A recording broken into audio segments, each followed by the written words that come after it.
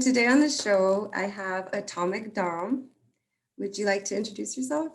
Sure. Hi, my name is Dominique, but I go by Atomic Dom. Everyone in the league calls me Dom, which is nice because it's already my name. Number 37. I used to be 24. I first started with Orlando roller derby in Orlando, Florida, for recruitment, and then I went to DeLand, Florida, and then went back to Orlando where I was on the Team B travel skate team. And I was the co-captain there and then part of their board of directors as well. And I just moved to Dallas. I have not started roller derby because I just moved here 2 months ago, but I am really excited to get started once we are allowed to. It's going to be great, right? Yeah. So when did you fall head over skates for roller derby? Pretty much the day that I started recruitment, it was just like the level of support and attention that I got. Just that first day, I had pretty much never been on quad skates in my life. I was total Bambi. My legs were shaking. I had that voice in my head like, what are you doing here? You shouldn't be here. Some of the people in recruitment were actually transfer skaters. So they were, skating circles around me, but I had one coach immediately pull me to the side and say, okay, let's go over the basics. So it was just that kind of support, like immediate support, that I felt was like, we can see that you're struggling. And it's, I've been a part of other sports. I've been a part of other teams where it was like, oof, look at that girl, like she doesn't know what she's doing or she's not athletic enough for this. So it was like that, let's work on this together kind of feeling. um and I mean, it just grew and grew and grew, but honestly it was the first day that I was at recruitment. Yeah, the support is very, people probably see derby just because it's a contact sport and we do hit each other that we're not supportive, but we're the most supportive group I've ever been. I've been on other teams as well. I've played other sports and it's just, it's, it's very beautiful, the acceptance and the support that you get when you're on these teams. Absolutely. How did your first bout go? Oof. It was a 2x4 to the face kind of thing. Because it's totally different. You can go to a million practices, you can do a million scrimmages, and once you're there, I mean, I totally blacked out. Like I would get to, on the track and I would sit back down. I would say like, oh, what did I do in the past 2 minutes? So that was interesting. I do have a funny story. My very first bout, we did those introductions where we say the skater's name, the skater's number, and they do a solo run around the track, to wave to the audience. And of course, as soon as I got back to the line, I totally ate it right in front of the entire crowd, in front of my teammates. And I just got right back up and laughed it off. But I'm like, okay, like that's probably the worst thing that's going to happen in this battle. So I'm glad it got it out of the way within like the first 5 seconds. You can fall, it's those ghost holes, like you just fall over like nothing. People could be hitting you, you could be doing these amazing things, not fall, just standing there, gone, like totally beefing it. It's so funny.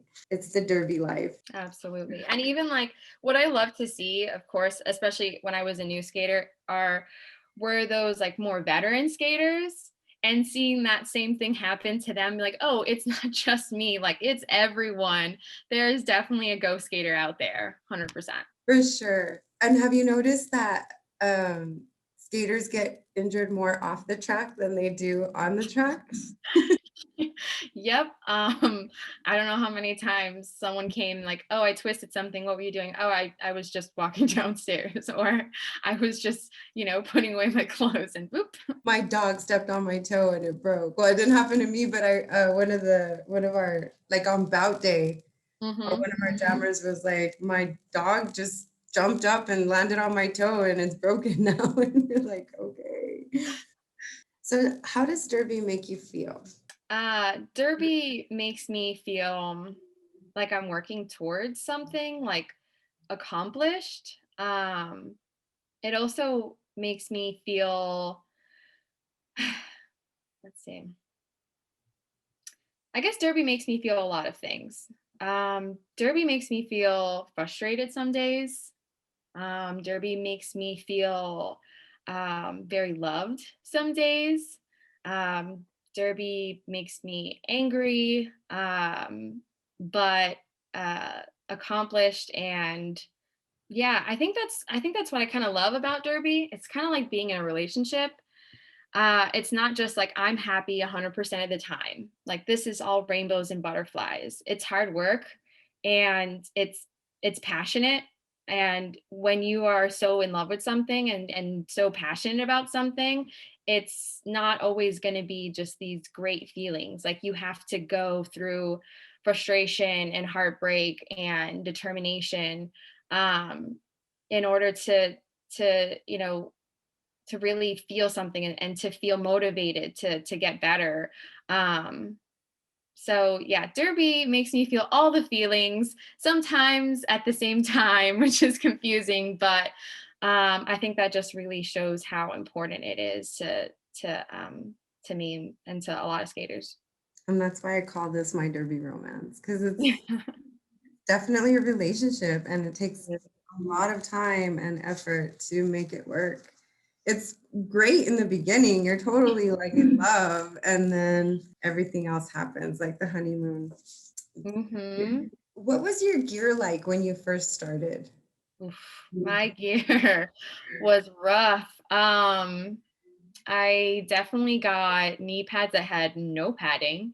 A lot of my stuff was just bare minimum kind of stuff. I had those mouth guards that were really for like football and I couldn't breathe. So I thankfully I had some really good veteran skaters. And in Orlando we have bigs and littles. So I had my big that was like, this is what you need to get. So I did have pretty much the same gear for the first year, which I liked very much because really I feel like a lot of quality gear is quite expensive. So I wanted to make sure, I felt like this was something I was going to do for a long time before I invested, almost a grand um, in gear. But I did keep all of my gear for quite a long time, and then I kind of upgraded slowly. Um, and I still buy. I don't think I've ever bought like, except for my recruitment skates. I have never bought anything skates, new skates. All of my skates have been recycled, and I mean, I don't recommend it for everyone, but it's worked for me. For safety gear, I do get it brand new, just because I don't want any cracks or anything like that, that could lead to injury. But as far as skates, I pretty much always get recycled skates. I do too. I do too. I have two kids that have like their own passions, so it's like I get it, stuff that needs to be brand new, I'll get it, but if I can trade for some boots or whatever. I did buy um my trucks. I did buy my new plates. That was Yeah. probably like my latest big investment, but I usually Frankenstein them and I have a little, it's like a wedding day, something old, something new. Yeah, I totally get that. That's what I did with my park skates. I just got new plates on them because the plates that were on there were plastic and bendy, and I'm like, I'm gonna hurt myself if I don't get new plates, kind of thing. I'm a big fan of wheels though, getting new wheels, since they are a little bit more cost like, I don't know, how do I say this, wheels are a lot less than just getting new skates or even getting new plates. So wheels I do like playing around because it's fun to see what is going to work for what flooring, or what surface. So I am a little bit of a wheel head, I guess. Yeah, we all have something, right? Like, Yeah. what about derby injuries? Derby injuries. I have, knock on wood. I've been pretty lucky. I've only broke my ankle, and it only took me out of about half a season, maybe even less than that. I healed pretty quickly, but I was very meticulous with going to the doctor, raising compression ice. Like, I was religious about it because I'm like, I need to get back on the skates right now. So that happened pretty much almost right after I got cleared to start skating in bouts officially, and it was quite unfortunate, just because it was after the whistle had blown to end the jam, and someone hit me after the whistle, and I was like, totally unnecessary, like totally avoidable. Did not need to get that injury at all. The second one was I dislocated my knee, but it snapped right back in. Um, and it was a travel game. So I had to drive back from Gainesville with having just dislocated my knee back to Orlando. But that one took me out for a couple months as well. But now I really don't feel anything. I'm very lucky in the sense that for some reason, my body heals quite quickly. But I've definitely seen some rough injuries during practice or during a bout that I'm still quite scared of injuries. And honestly, it took me quite a long time to get through recruitment. It actually took me about a year or more to get through recruitment because I was just so terrified of getting hurt. So I wouldn't jump. I wouldn't do anything that I thought that would get me hurt until someone said you're going to get hurt. Like, this is roller derby. You're not going to escape that. So, be safe, but you just kind of have to take a deep breath and dive in. You just have to take a chance. So that's when I started actually like progressing as far as like when I was in recruitment, when I just started saying like, I might get hurt, but that can't stop me if I really want to do this. Sometimes that first hit, that first fall, you get through it and you're like, okay, okay, I can do this. Once you fall, that first time you fall on your tailbone and your whole, like, you can hear ringing in your ear because you like slammed your bottom side so hard on the floor. You're like, that was painful, but I didn't die. I get those hits where I don't know they're coming, and like my whole like spine will like do that, and you can hear it like all the way through, and you're just like, I'm okay, and then forward to those because they kind of like align you, you know what I mean? Uh, You kind of sound like you're underwater right now. I don't know if that matters or not. I think it'll be okay, but if you can't hear me, let me know. Okay, yeah, it's just kind of like you ever see those movies where it's like someone talking from the great beyond? It's like, oh, it kind of sounds like that. But I can understand you definitely. Has roller derby ever broken your heart? Um, yes, there were times that roller derby did break my heart, but most of the time it was a humbling experience, and I had to I'm the kind of person that I want to be good at something the second that I try it. And that's something that I'm working on, to be okay to say, I need to work on this. So I got a lot of feedback when I started roller derby, and when I finished recruitment, I was part of a team that even if you pass your mins, you still need to get the okay to start playing in bouts. So there was a lot of like frustration with that, as far as like I already passed my minimum requirements. Like, why can't I just skate? Like, and kind of, it took me a while to understand, like, you are new at this. You have to listen to these people. There's no weird agenda that they don't want you to play because of X, Y, and Z. They don't want you to be frustrated. They want you to keep you safe and keep other people safe. So that was a humbling experience.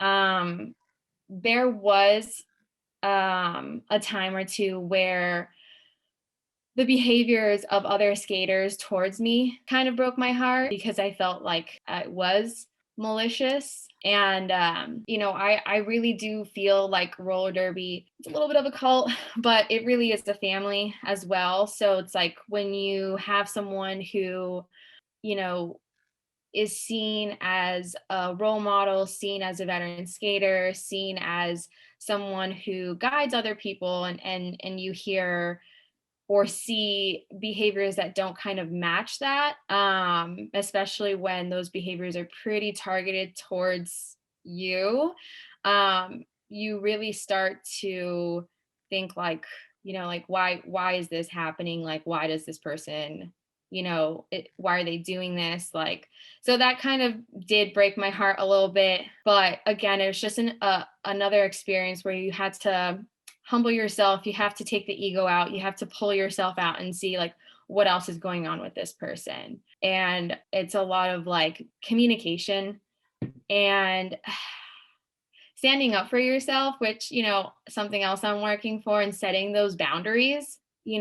Derby is really, it can be difficult for people who just assume that everyone should just be nice and everyone's perfect and everyone is going to behave the best they can. We're all human and we've all been not so great to other people. Um, it's no one is exempt from that. So to pull yourself out and to say like maybe something else is going on with this skater, or just talk to them and be like, hey, this is how I'm feeling, like what's up? Like this is not like an attack. I can't, you know, be cool with this, and be cool with you if this is what's going on. So I think that's a really important lesson for new skaters, is if you're feeling some type of way, like you need to talk to that skater or get, your BOD involved, or like a senior skater if you don't want to get the BOD involved, and just be like, hey, could you be a mediator? Like, I just need someone there to kind of help to not, for things not to get heated, but I need to resolve this because I can't skate with this person and be resentful towards this person. You never want to get on the track with resentment towards someone, because that causes a lot more issues, than it being helpful. So true. And there's not, um, there's leagues, actual leagues out there where people don't get the best derby experience, and it's not fun for them. And I've read articles about, you know, people that were in toxic derby relationships, where roller derby was not fun for them and they were being abused. Like, maybe not, just, it was just very toxic, and it makes me sad because this really should be a safe place for people to come and experience what they're trying to experience. And then that also gets a little confused and blurred because everybody goes for a different experience. So if like me, and I talked about this, is I was all about how we were gonna be, like how we were gonna skate, we were gonna win. I didn't care what we looked like. I didn't care what our uniforms looked like. I just was like, I just want to go out there and do this, the derby thing. And I was captain of my team, like my first season, like a few seasons, and my first season. So I was all about like everything I learned in sports prior, where it was just like we didn't like the uniforms. We went out there to play. And that's exactly what I wanted to do. But girls would get chatty on these like messages, and I would be like, are you gonna bring it tomorrow? Like, who cares what we wear? But somebody told us way in the beginning when we started the league here that not everybody was going to join for the same reasons, and that we had to understand that. And that's helped me a lot. But I do see, I've been on different leagues, and I've seen different ways that people are treated, especially people who are veterans or higher ups or on the boards. And it is nice when your board has your back, and when there's a skater rep that will be there for all the skaters.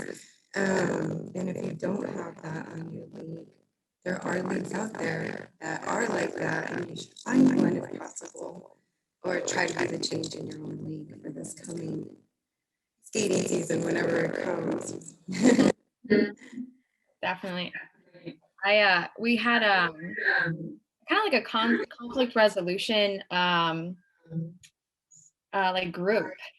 It was three of us. I was actually part of it, where we weren't BOD necessarily, but we were the kind of we were a group of people that were contacted for any reason that a skater felt uncomfortable. We were a really big league in Orlando. We had we had three home teams.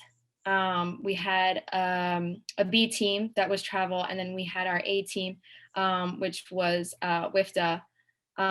So we had quite a lot of skaters, which, you add more people and you're going to get more conflicts.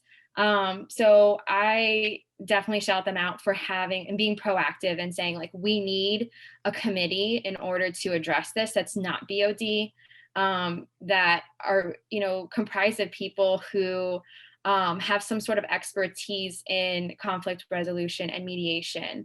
So it doesn't become a power struggle. So, skaters do feel heard. Like you said, some skaters join for different reasons. We were with the team, so some skaters started with us as, like, I'm an athlete and I want to win and I want to get our rank up and I want to be up there. I want to go to tournaments. I want to do this. And that is fine. That is great. Like, you go, girl. Like, that's amazing. And then some of us just, started because we wanted friends, because we wanted to become more athletic, because we wanted to try something new, because we were in our 30s, 40s, 50s, and we were just coming out of big relationships or moving to a new city. So it's really important to be, I guess, proactive. And like you said, like, skaters join for different reasons, and it's that's, again, the great thing about derby is that we all belong. No matter what your reason, no matter what your level is, we all belong. For when Oh, you I can't hear you. you can't. I don't even think this is working. So what were you looking for when you joined Derby? I was the person who joined for friends, um, especially non-men friends. I typically have all men friends. So I really felt like I just wanted to be part of something else. I also really wanted to just get active again. I really didn't have a lot of hobbies. I just moved to Orlando from Tampa. I just finished school in Tampa, moved to Orlando for a relationship, and it was just go to work, go home, hang out with my partner, and that's it. So it really was to just start something new and to get active. And that turned into, okay, like, if I practice, I can actually get decent at this. And then it became a challenge. It became like, how good can I get? Like, how far can I get in this? So, reasons change. You might start off derby with one reason, and then it become something else. Um, but I also really liked being part of a team. That's kind of what really kept me there. Like, that you have to go to practice because someone is depending on you. You can't flake. Um, so it made me a better person. And, like, once I realized that derby made me a better person, like, that's what also kept me going. And has Derby ever come out of balance, where it does consume you, like we said, Is there ever been a time where it just, the priority of it was just out of balance for you? Definitely. I honestly, though, the time that I felt like it's totally out of whack right now is when I was a part of two teams, a home team and a travel team, and I was on the board of directors. That's when it hit me that this is too much to juggle.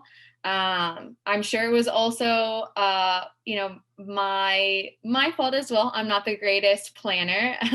I definitely have some issues with time management, but it definitely felt like, you know, because you work out outside of roller derby, you do off skate stuff. So I was pretty much doing that any day that I wasn't at practice. But the roller derby practice was 3 days a week, multiple hours. So I would get right out of work and go into practice, and I wouldn't get home until 11 or later. And then I would still have to spend the weekends doing things for the board of directors and meeting with the board of directors. Um, so I felt like my life was a little bit out of whack at that point. But it also had its I guess it also had its pros. I tend to be a workaholic. I love my job so much. My job is outside of Derby is my passion in life. I really feel lucky that I found something that I love so much and that I really don't feel like it's work. So I definitely have the tendency of overworking myself, working way too many hours, working on the weekends, not having boundaries at work. So it was kind of nice to actually have that for something else. And that kind of like pushing me to, I can't work when I get home because I need to go to practice, kind of thing. So even though it was a little wonky and I felt like frazzled all the time, it was nice to have another priority. How did you come up with your alter ego? I came up with my alter ego, or just like my whole skating persona, because I've always been into entertainment. When I was younger, I did musical theater, and even into college, I was in musical theater before I got into my what I do now. So it was a lot of performative things that I did, singing, acting. I was in dance for a very long time. My joy comes from performing and just putting on that mask and being completely someone else. So when I heard about roller derby, how it was like this beautiful combination of this sport and being athletic, but also you can be someone completely different than who you are. In real life, I can be a little um, meek and not have those boundaries and, be quiet or, not be, um, firm in who I am. But it was like once you hit the track, once like Atomic Dom hits the track, like she's a powerhouse. She knows exactly who she is. She's strong. She is funny and just like, will will do anything to have the crowd cheer or so it's and I feel like that kind of bleeds into your own personality. Like once you get I don't know, once you see how great it feels to be that person on the track, like that kind of bleeds into yourself, like, oh, I can be that person off the track as well. Like it doesn't need to be a mask kind of thing. I don't need to be another person. That's just part of who you are. You just have to bring it out. I don't know if that makes sense. Absolutely makes sense. Because my next question is, did you ever feel like you lost her and you had to find her again? Yeah, definitely. Kind of going back to our question where, has Derby ever broken your heart kind of thing?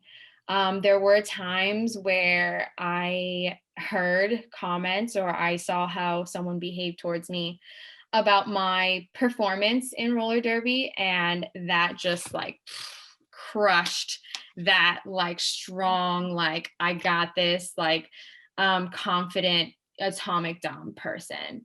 And it was like rebuilding it and rebuilding her and kind of talking myself into like, just because this one person says you're not worthy, doesn't mean that you're not worthy. So it took some time, and it also took other skaters like to help me realize that even though this person is uh, a veteran skater and they do know what they're talking about, that doesn't necessarily mean that what they're saying is true, or that should affect how you see yourself or how you act or your goals for roller derby. Just because someone says, this person shouldn't be on travel team, or this person, why does this person keep trying? Like, not good, kind of thing. Like, yeah, you can let it hurt. I mean, that's valid. You can say, like, that sucks, that hurts. But you really just have to sit with yourself and say, like, that does not mean that those comments or that person can stop me from being, this badass person that I've made myself into, this badass skater. Right. It goes back to like, you can't take anything personal because it's never personal. It's usually about them and not you, but we can make it about us. Yeah, it's easy to, definitely. But it's harder to say exactly what you said. It's mostly about them. Just keep going, just keep moving, just keep pushing. Before COVID, because obviously it's an obstacle, but before COVID, what were your obstacles? Was there anything that got in the way between you and roller derby? Work. Definitely work. Like I said, I love my job so much. So there were times where I would say, like, I need to finish something, so I'm not going to go to practice. Um, but other than work, um, I really can't think of anything that really held me back. I really got to the point where it was second nature. It was automatic. It was, I just go to practice. You have to, no matter what. I mean, there were definitely times, especially at the end of the season, where I had to push myself a little bit. I think everyone feels that way. You get a little burnt out by the end of the season, especially. I had a team where, we started in February and we ended, in November, kind of late November kind of thing. And it's like, it's not even a season, it's the entire year. Yes. So yeah, by late October, November, you're really feeling it. You're like, I need a break. But other than that, I really have tried to not really have any barriers. Um, with that. I actually, when I started, I still lived in Tampa and I drove to Orlando to do roller derby because I knew I was moving to Orlando. So I would drive an hour and a half to get to practice for 2 hours and drive an hour and a half back, just because there was nothing going to stop me. Yeah. It's that love. It's a new relationship. You'll do anything for it. You're just like, yes, I need this in my life. It's so when you said that you were looking for those friendships, were you able to find them? Oh, yeah. Not at first. I can be a little shy at first. Some people, because I'm shy and have a little bit of social anxiety, I can get a little quiet at first. And people definitely think it's because I don't want to talk to them, or, I've definitely heard people say, like, oh, we just thought you kind of thought you were better than us. I was like, absolutely not. I am terrified of talking to people in person. This Zoom thing is great. Um, but Um, definitely, I have, found some of, best friends that I am 1,000 miles away, and my derby crew is still hitting me up like, "How are you? Like, what's going on?" Making sure I'm okay, planning to come out here, and just like making these lifelong friends. Definitely, I'm very thankful for roller derby, in the sense of, making these friendships and having these like lifelong relationships with people, that's really, I feel like, unbreakable at this point because of everything that you go through with your friends in roller derby. have you ever broken up with roller derby? Mm, almost, almost. Thought real hard about it. Um, yeah, I thought real hard about it. I really don't. I guess we're taking a break right now. But I gotten very close sometimes with it, and it had nothing to do with the actual sport of it. It was, if drama came up or something like that, or, things just weren't going well. I definitely have needed like a little bit of a mental health break kind of from Derby, if things were happening in my personal life. But honestly, I felt like most of the time it's the opposite. If things are kind of going wrong in my personal life, if things are going wrong at work or in a relationship, or with friends outside of Derby, I kind of use it as like a sanctuary. Like I just need to go because this is my safe space. This is where I can let everything out. This is where I can talk to my Derby wife about something that's going on. So I've been close, but I think it's a pretty sure it's a forever thing. Yeah, it's like when it's not your outlet anymore, that's when it's like, why am I doing this again? But what's your worst derby moment? Honestly, gosh, I know I really like we all feel bad when we hurt someone. Mm. And of course we don't mean to hurt them. But I would say my worst derby moment was when I hit someone and they got a concussion, pretty bad one. I felt bad about that for a really long time. I still do, mostly because there's video of it. So I would say that's my worst derby moment. I don't like hurting people, like really hurting people. So yeah, that one stuck with me. Still does. I know it's part of it, but it's just like my heart. Of course, yeah, no. What has been your best derby moment? My best derby moment. Trying to think. Gosh, there's just so many points, but it was one of my last games that I played. Um, just hitting out a veteran, because I'm a blocker mostly. Well, actually, pretty much just a blocker, but just hitting out a veteran jammer, like just it was like a perfect hit kind of thing, and everyone saw it, and it was just like it was internal, like, oh yes, like it was so good. And then like your teammates saying like that was amazing, so it was like validation but like internal validation as well. That was pretty good. Now that I'm thinking about it, honestly, we did have an undefeated season about 2 years ago for the Travel Team B. And just like that last game, winning that last game and just saying, like, just looking at all your teammates and like, we had an undefeated season. Like, that is ridiculous. Um, and just being so proud of ourselves, because we busted it that season. Like we worked so hard and we became like so cohesive, and we were like a unit. We were one. We were just like this beautiful definition of what a team should be. And I think that moment, like that night when we won the last game, it was like, oof, that's what, you know, that's what all of the hours at the gym are. That's what all of the hours at practice are. That's what all of our meetings are. That's what all of our conversations are. Like that's what it all amounted to. So I would say that was like the best derby moment.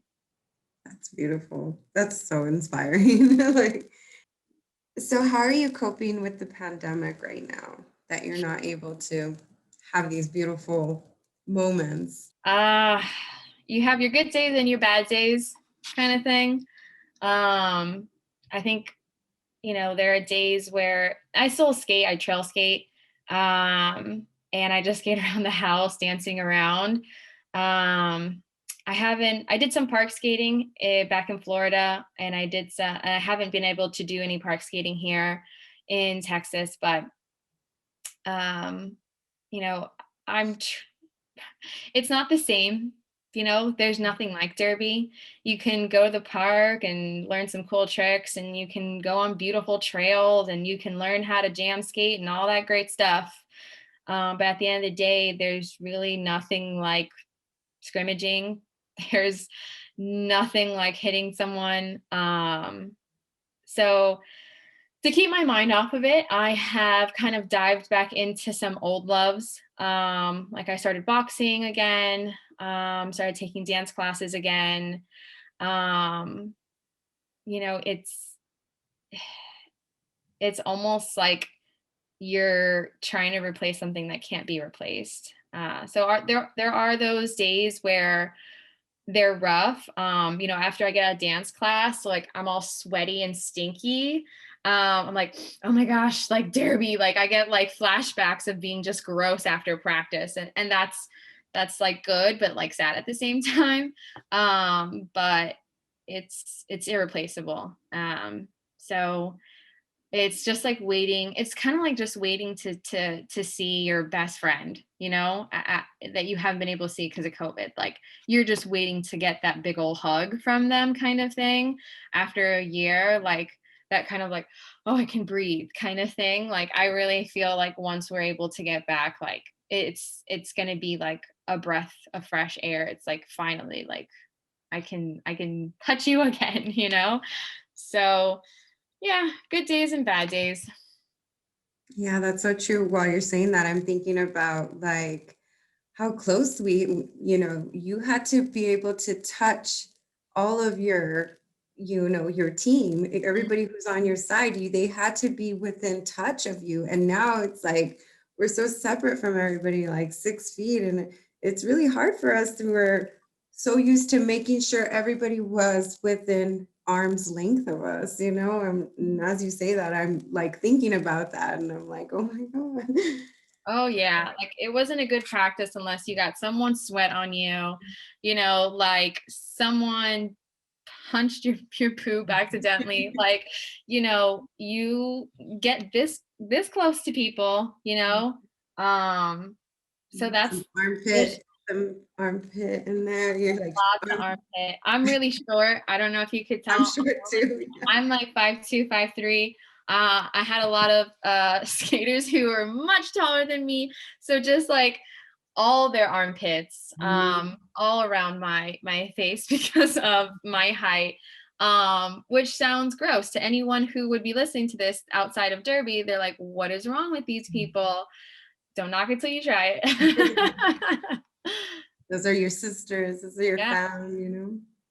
You went on this adventure and you were looking for something that you did find as far as friendships went. But what else did you find that you weren't looking for? I love having a lot of hobbies. I love doing a lot of things all the time. I will start something, then drop it. And then I don't know if you can see, I have ukulele there, a bass, a guitar in the back. I love having a million hobbies. Sometimes I don't get good at those hobbies because I just drop them and then don't touch it again. And then I pick it back up. And then it's like, okay, well, it's just something fun to have there. So this was one of the things in my life where I just, there was this dedication. There was this like, I can't stop. I can't.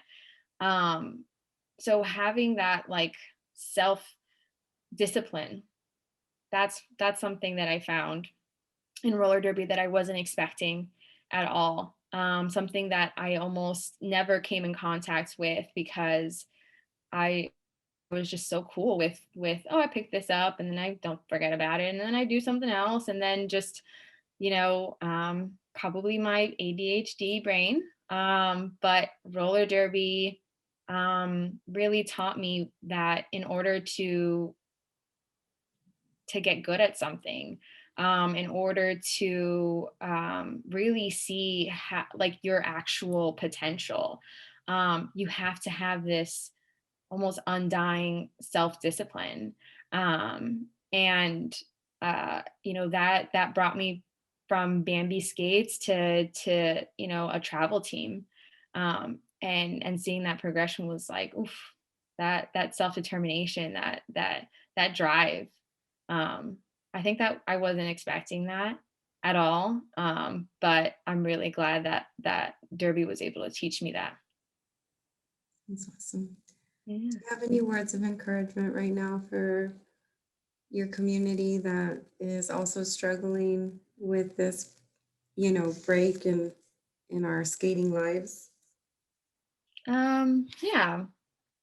Well, like I said, there are going to be rough days, but if you do have your roller derby friends, like talk to them. I think it helps a lot. just to, call or text or just chat about like how hard it is to not, be at practice, to not have this in-person community. Just because we're not in person though doesn't mean that we're not there. So reaching out and just talking about it is going to be really helpful. Um, and I guess like my tip is to focus on, I mean, if you can, of course, we're all going through our own mental health journey. So if you do have, the energy to try to stay active, and just kind of have these goals to say like, I'm going to stay active, or I'm going to do my squats, or I'm going to do my wall sits because, when we do get back, I'm going to crush it. So having these goals for yourself to stay active and to maybe practice on your footwork, make a little like, journal for yourself, or, so you can make these little goals. Like February is going to be footwork and I'm going to work on it. I'm going to go on YouTube. I'm going to see what I can practice. And then, March is going to be all about transitions. I'm going to get so good at like my jumping 360 transitions, or I'm going to put my leg up and, transit, something like that. So you can kind of have this idea that we're not going to not have Derby ever again. It's still coming. It's still there. We don't know the date, but it's still going to be there. So I guess having these little goals is might be pretty helpful to just, yeah, not feel like you've completely lost something that you love. That is super helpful. That is super helpful. Thank you so much for that. Yeah. And I just want to thank you for your time and for being on the show. Thank you for inviting me. It was a pleasure. I love talking about Derby with you and just seeing how similar, different people's experiences have been. But when it comes down to it, it's really just, for the love of Derby. Yeah, one love, dude. Wow. Awesome. Thank you.